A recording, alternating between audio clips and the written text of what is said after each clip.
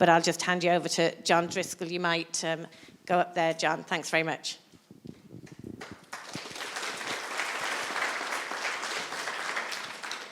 Thank you, Anya. I think this is what will be known as the graveyard shift, when the smell of food wafts in. Just to tell you a little bit about myself, I've been teaching since 1980, and I was asked recently on an interview about the changes in school. And as I said, I started off teaching a class of 30 pale white Irish boys looking up at a pale white Irish teacher. I know, even though I never moved from where I began, my school is now co-ed, much larger, and a huge array of children.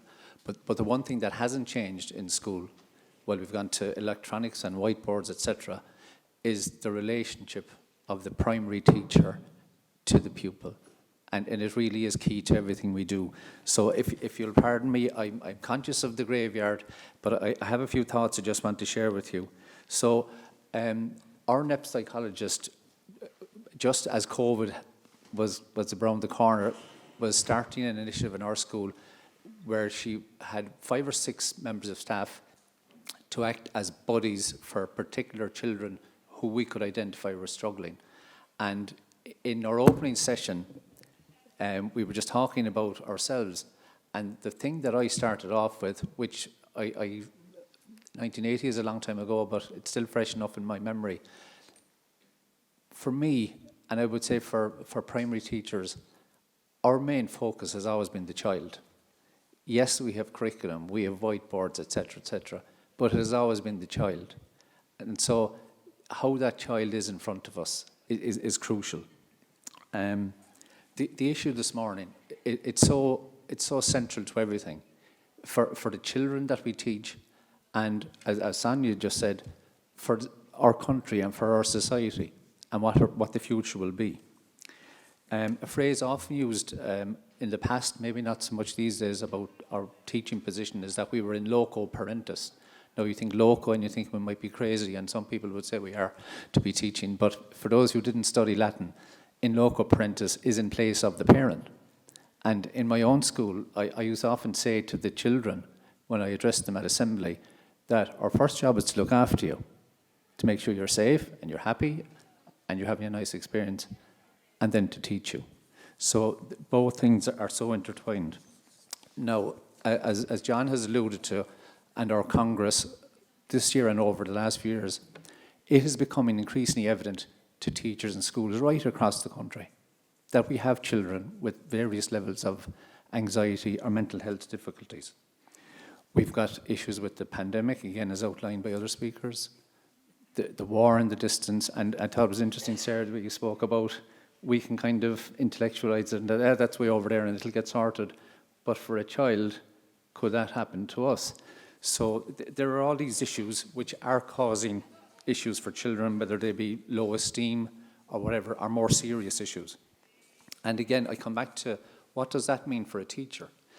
It means for the teacher inside in the classroom, these things are impacting on the child that we're looking at and their readiness to learn. And Sonia gave the classic example, a child coming to school with a trauma or something hugely weighing on them. How are they going to learn maths or English or Irish? They're not going to, so we have to deal with it.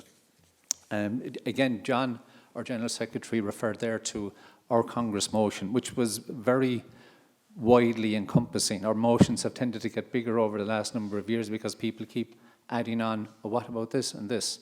So we have a wide-ranging motion calling for us, the leadership of our union, to seek proper support. And I do think, and I really want to thank Sarah for her input, this whole idea of the school support teams, that is the way to go.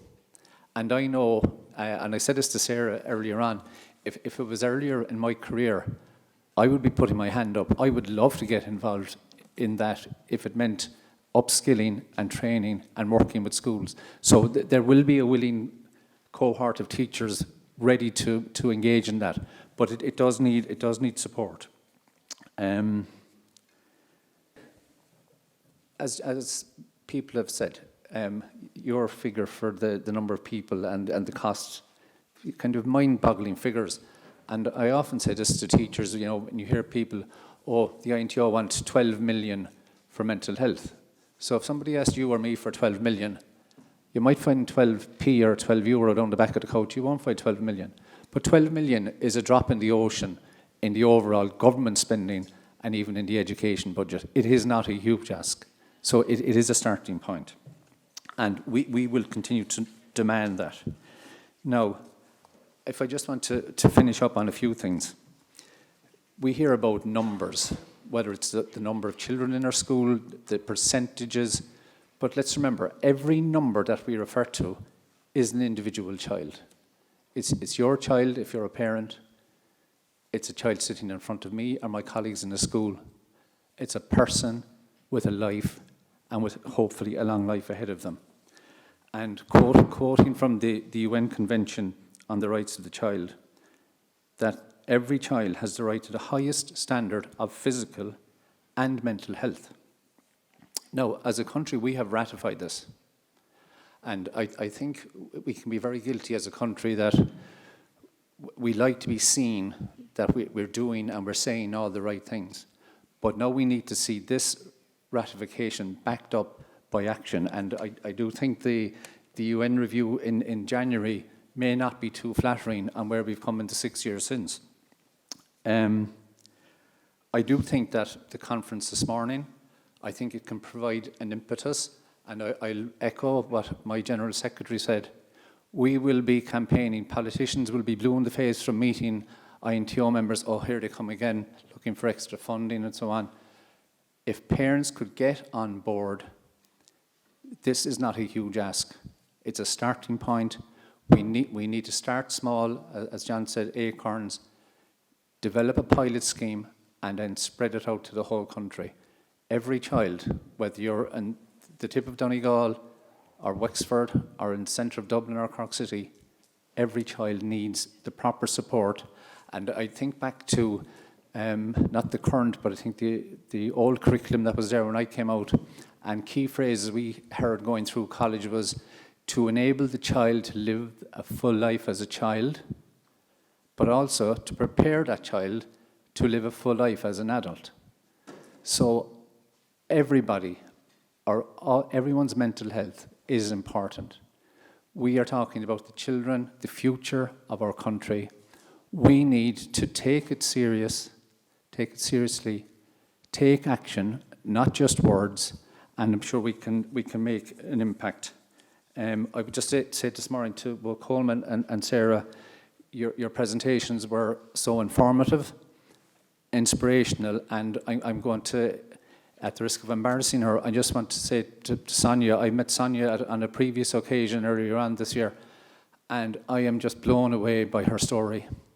And Sonia, you should be praised regularly for what you have done and the example that you are setting, not just in your own family, but in your area, and as an advocate for the services that have to be there. So I think with that, the smell of food is getting stronger. So, Goramida Mahaga, thank you very much indeed.